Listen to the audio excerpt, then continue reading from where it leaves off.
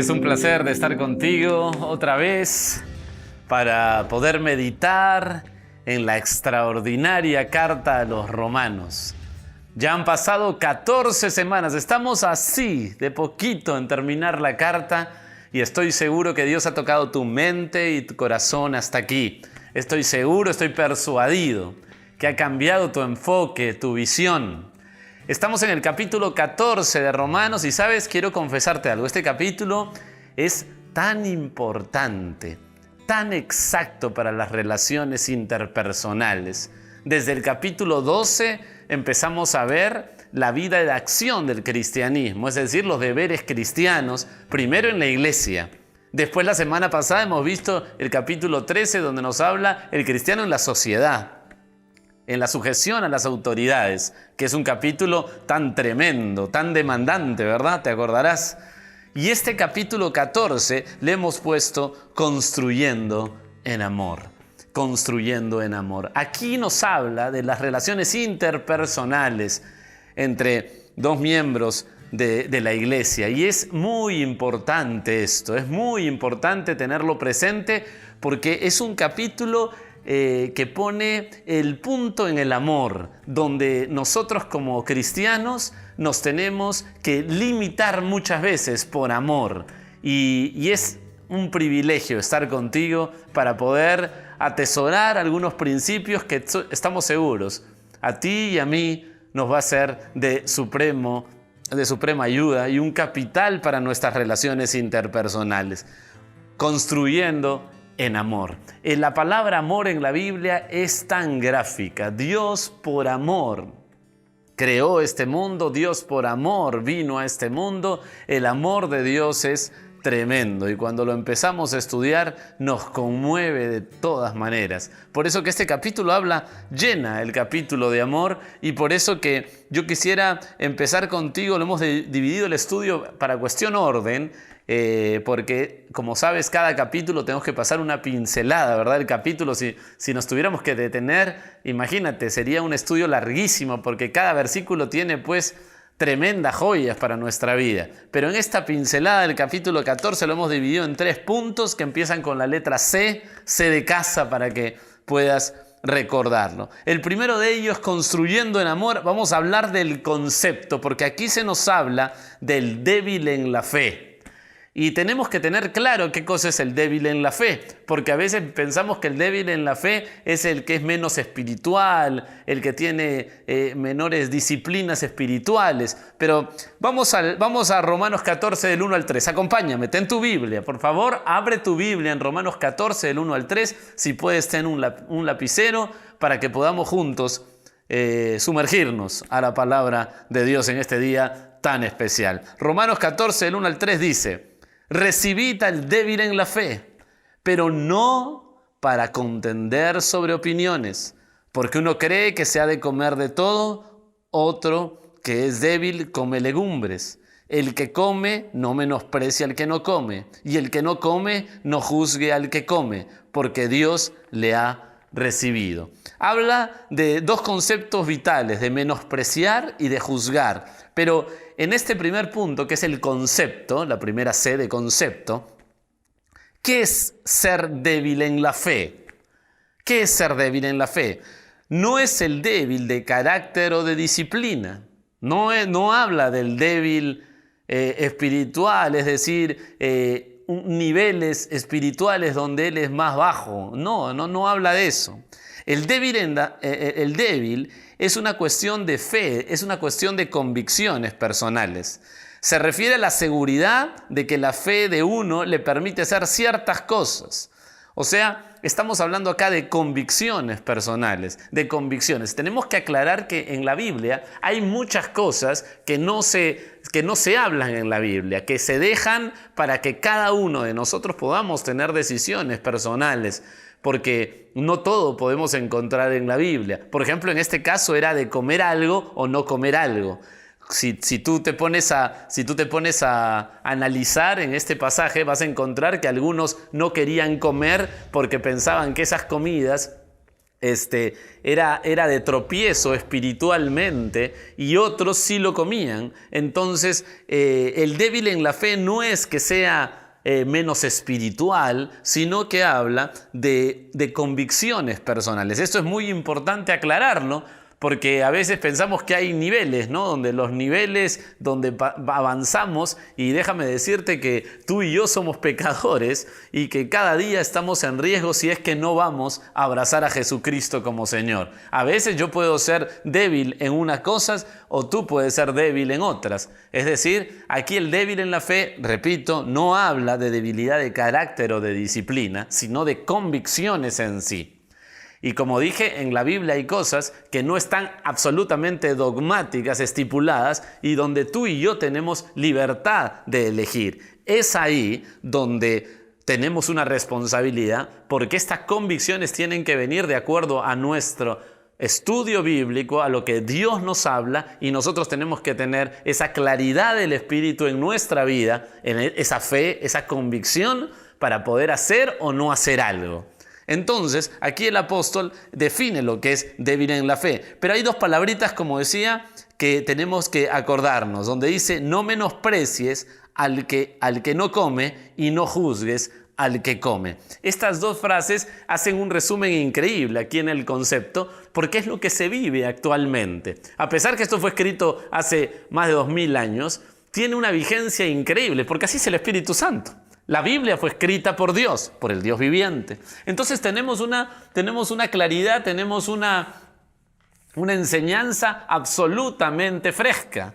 Porque hoy se menosprecia a gente que no quiere realizar algún tipo de actividad porque les parece que no son para él, o les parece que no tienen un sentido espiritual, y también se juzga a las personas que realizan esas actividades. Entonces, la idea es no menospreciar y no juzgar.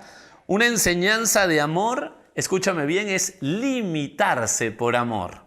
Esta frase a mí me llama la atención, porque la vida cristiana, como hemos visto del capítulo 12, es súper activa.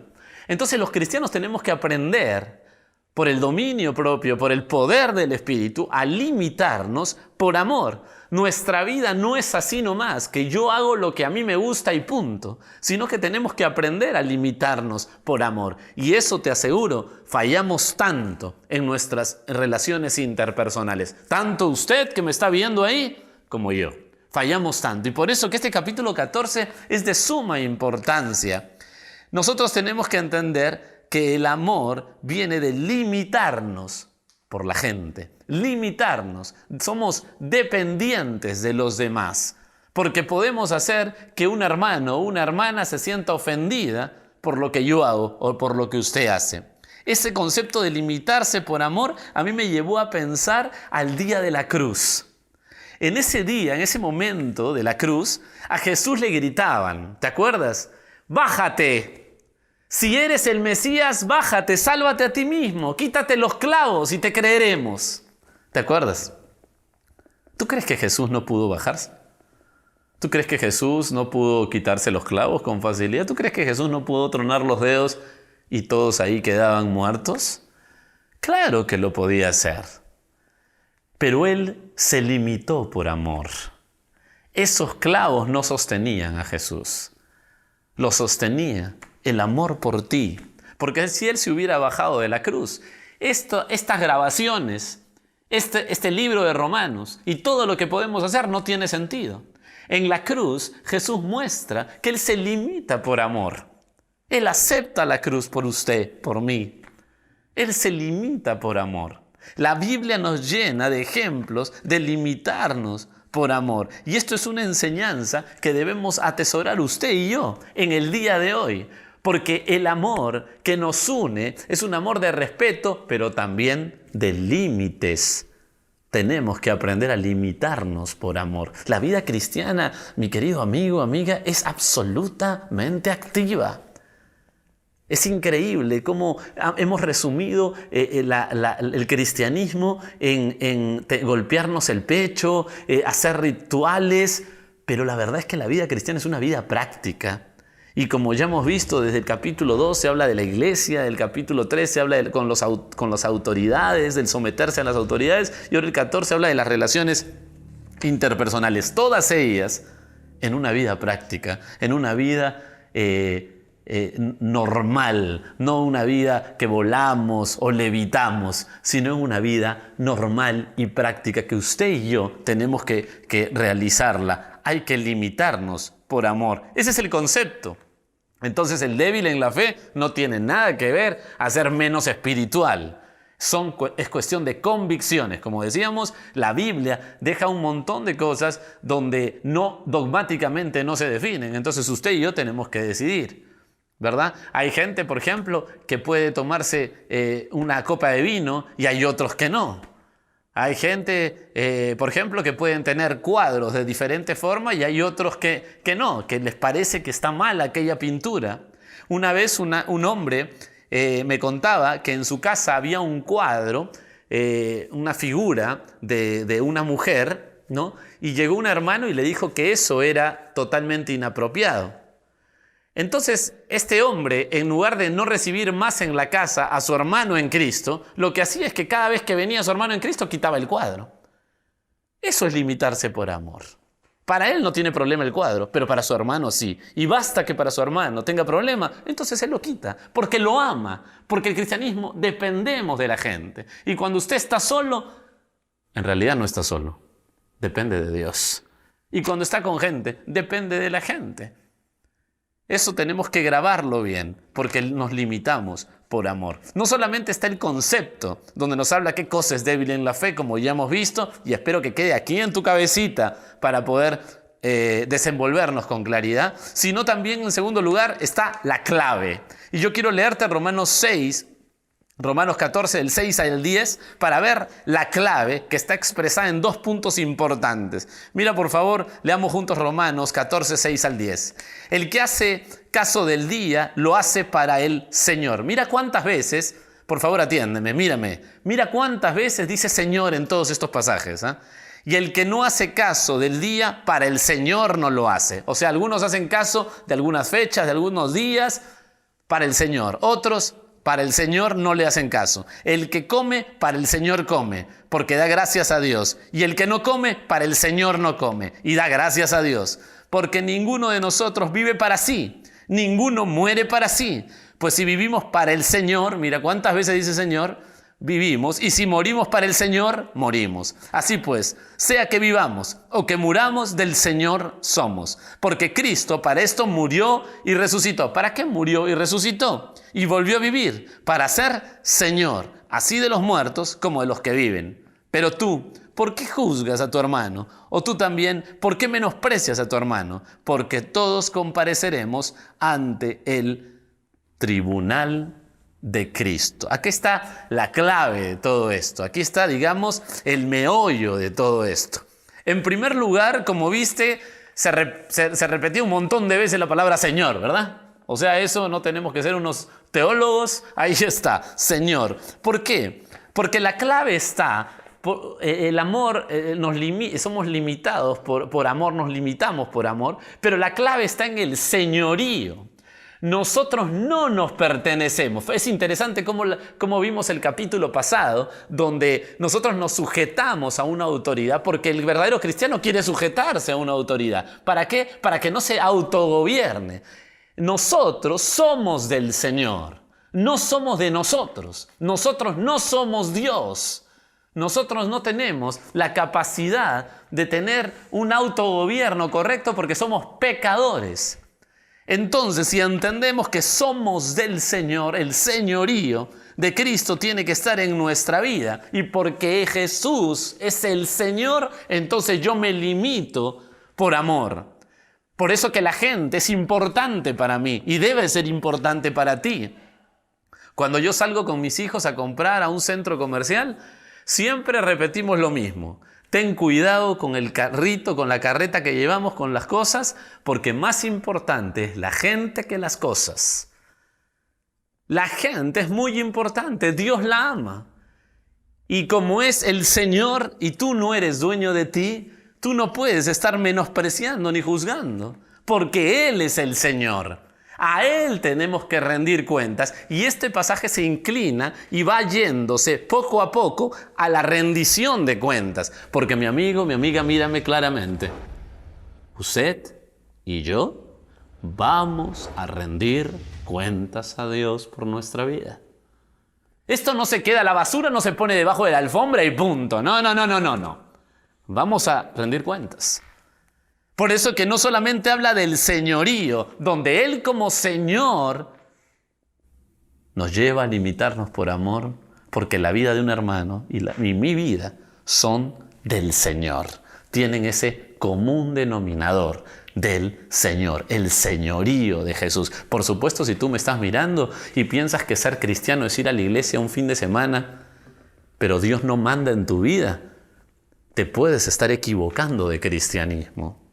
Y como tú sabes bien, como lo hemos dicho por tantas semanas, porque Romanos le hemos titulado el Evangelio, hemos explicado claramente qué es el Evangelio en el libro de Romanos. Si tú no tienes a Cristo en el corazón, caminas al infierno, no importa cuán buena gente te creas. Necesitamos entender que Él es el Señor y por eso nos lleva este pasaje del verso 6 al 10 a dar cuentas y a estar alerta que vamos a dar cuentas. Por eso habla del bema o del tribunal de Cristo. ¿Y qué cosa es esto, Jorge? ¿Qué cosa es el tribunal de Cristo? Bueno, el tribunal de Cristo es el lugar donde usted y yo vamos a dar cuentas a Dios. Donde Dios nos va a pedir cuentas por nuestras obras. Nadie que va al infierno va al tribunal de Cristo. El que va al tribunal de Cristo solamente son los salvados por la cruz del Calvario. Es decir, si tú me estás mirando y has tenido un encuentro personal con Jesús, tú estarás en el tribunal de Cristo haciendo colita igual que yo. Y aquí no hay preferencias, aquí no hay acepción de personas, nada que los pastores estarán primeros y serán... No. Todos vamos a estar igualitos para dar cuenta de lo que hemos hecho aquí. ¿Por qué nos lleva esto el apóstol? ¿Por qué le llamamos la clave? Porque debemos tener el temor reverente a que usted y yo vamos a dar cuentas, mi amigo, mi amiga.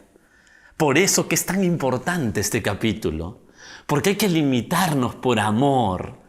Hay que saber que el amor es el motor que debe movernos. Y que la gente es importantísima, que nuestros hermanos amados son importantísimos y que no por gustos personales o preferencias tengamos que aplastar convicciones de los demás.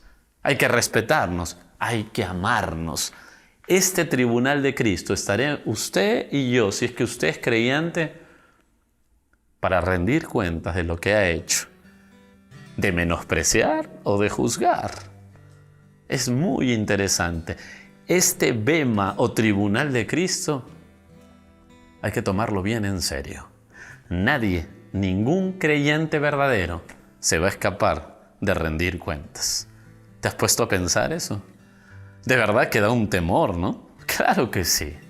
Claro que sí. Y uno dice, Jorge, pero me estás dando miedo. ¿Qué cosa? ¿El cristianismo es dar miedo? Bueno, la verdad que cuando usted va a un dentista, el dentista le da miedo. Porque el dentista le dice, bueno, si usted no se cepilla bien los dientes, le voy a sacar una muela. O si usted va a un doctor, le dice, bueno, si sigue tomando tanta gaseosa, va a tener una gastritis y vamos a tener que intervenir o vamos a tener que hacer algo con su cuerpo. Es decir, esa clase de temor no es malo, es como advertencia. Y yo te estoy advirtiendo, igual que me advierto a mí.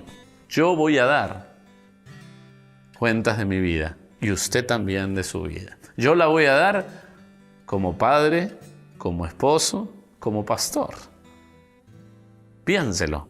Es muy importante saber esta clave del señorío que nos lleva a dar cuentas en el tribunal de Cristo. Y por último, no solamente el concepto, la clave, sino la construcción. Este punto es el clímax del mensaje, la construcción.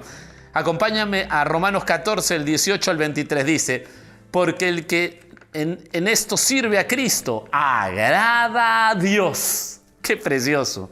y es aprobado por los hombres. Así que sigamos lo que contribuye a la paz y a la mutua edificación. Ahí está la construcción, a la mutua edificación. No destruyas la obra de Dios por causa de la comida. Todas las cosas a la verdad son limpias, pero es malo que el hombre haga tropezar a otros con lo que come. Bueno es no comer carne, ni beber vino, ni nada en que tu hermano tropiece, o se ofenda, o se debilite. ¿Tienes tu fe? Tenla para contigo delante de Dios. Bienaventurado el que no se condena a sí mismo en lo que aprueba, pero el que duda sobre lo que come es condenado porque no lo hace con fe, y todo lo que no proviene de fe es pecado. La clave aquí en la construcción o el punto central está en el verso 21. Bueno es no comer carne, ni beber vino, ni nada en que tu hermano tropiece o se ofenda o se debilite. Es decir, una limitación por amor. ¿Te acuerdas lo que veíamos del punto 1? Limitarse por amor. Esa es la esencia de este capítulo. Yo soy dependiente de la gente.